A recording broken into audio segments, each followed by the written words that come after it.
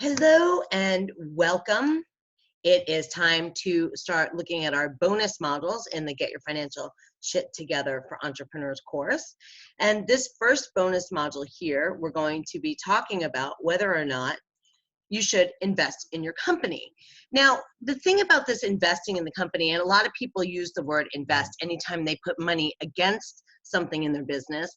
I want to tell you that there's a little bit of a difference between investing in your company for growth purposes or to add something new, and then, just having to borrow money to keep the business afloat. Huge difference in the two. So we're going to talk about that today, and I'm going to give you some questions to ask yourself and some checklists about, am I ready? Is it time for me to either go take a loan or maybe leverage something I own like a vehicle? Or is it time, for me to maybe get someone to help me to bring the capital in so that I can invest in my business? So I'm going to turn off my video and we are going to get started.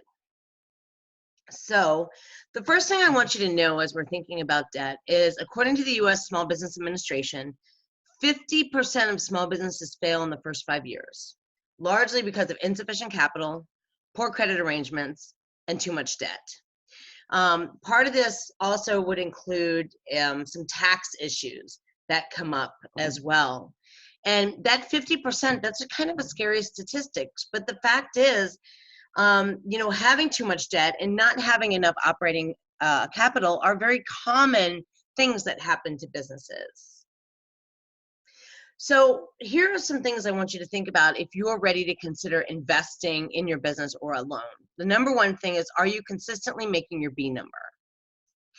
If you're not yet consistently making your B number, then we should not be investing to grow our company in some way. Our B number is that first metric, that measure of self-sufficiency. And until we're consistently making that number, there's probably nowhere for us to really grow. Are you investing in the growth or borrowing because you aren't making the sales? So this is the other thing. Do you have a sales issue? Are you having problems bringing income into your business? Is this something that we need to be looking at first to make sure that you are bringing in the money? Because once you make an investment, there's either going to be a monthly payment or you may end up using an asset, and you won't have that any further. You won't have that anymore. If you aren't making the sales, let's go back to that pivot exercise. Are we just needing to pivot before we spend more money? Do we need to look at a new market? Do we need to look at a new product? Do we need to look at something that doesn't require a large financial investment in order to make sales with what we're doing already? So sometimes it's as simple as looking at a different audience and getting in alignment with the messaging that you have, and it wouldn't cost any money to deal with that or to do that. All right, here's the other question. How much of your own capital are you going to put up, and how much do you actually need? So business loans are very different. They're not as easy to get as personal loans because business does have a higher element of risk, and they do want you to put up some of your own money.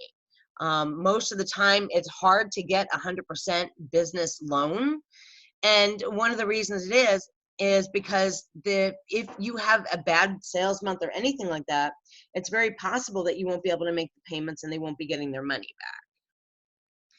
All right, what is this investment going to do? And what are you going to be getting an outcome? What is going to be on the other side? So are you looking for expert help, raw materials, items for resale, capital to support a new vendor agreement?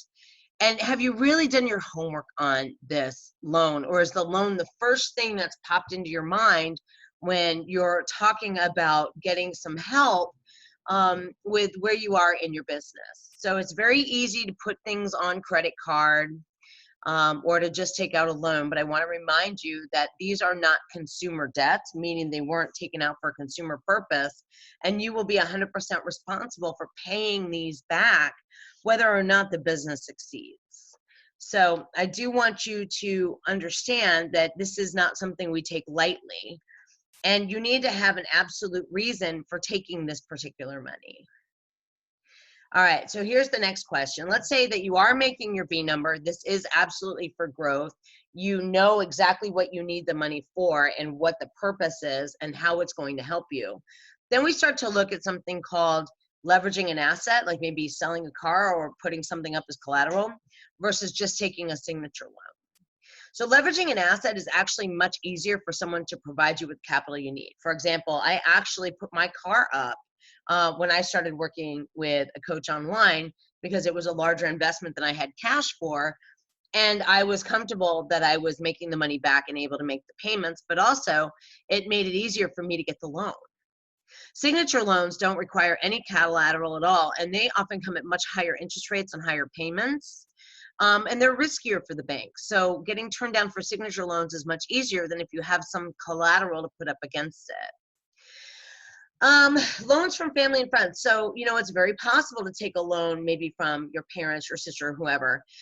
In the short term, I usually make sure that these are much shorter terms than anything you would get from a bank. But you want to treat this debt exactly as you would any other lender and make those monthly payments or whatever your agreement is, right? So maybe you have 12 months to repay the entire loan. That's what you would want to do.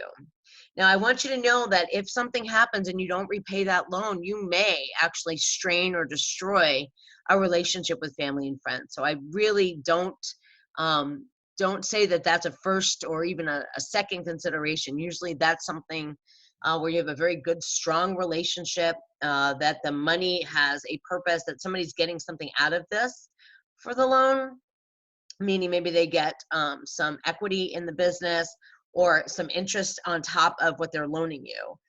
We don't want to take these loans for granted because it really can destroy those relationships. And the other thing, again, let me reiterate, business loans are not consumer loans. And so you can't bankrupt them. Unless you go into something called a Chapter 11. So you will not be able to just get them wiped off your credit like a Chapter 7 bankruptcy, because these are not for consumer purpose. You're actually taking these for a business purpose. And that's something really to think about. Nobody wants to think that their business may not succeed or their business may close. But the fact is you need to have that in the back of your mind when you're taking debt, that you've got to have an absolute way to pay it back. All right, here's the last thing that I really want to kind of hammer home to you about having a plan for the money. You need to know what every dollar is going to be invested for. I don't want you to go out and take this huge loan of money and not have a plan for where everything is going. Only take out exactly what you need. And if you find you don't actually need it all, let's say you find a cheaper vendor or something like that, then don't spend it all.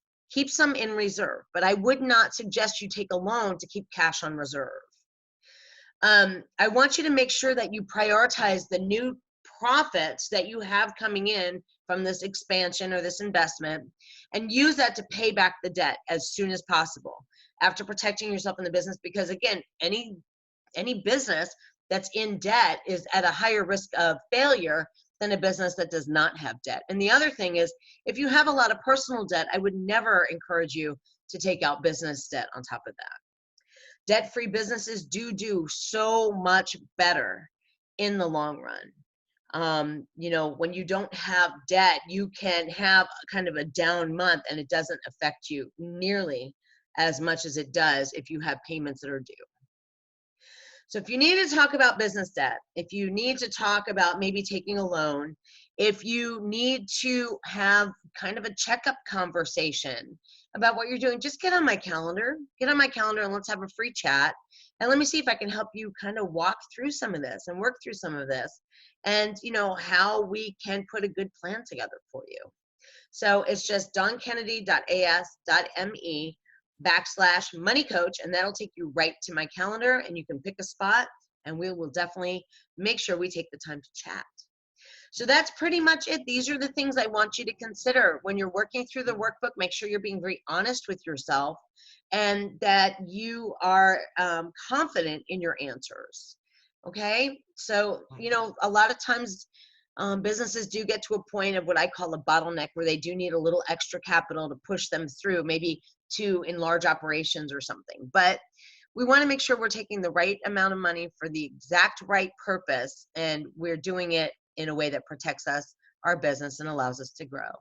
Take care and happy entrepreneuring.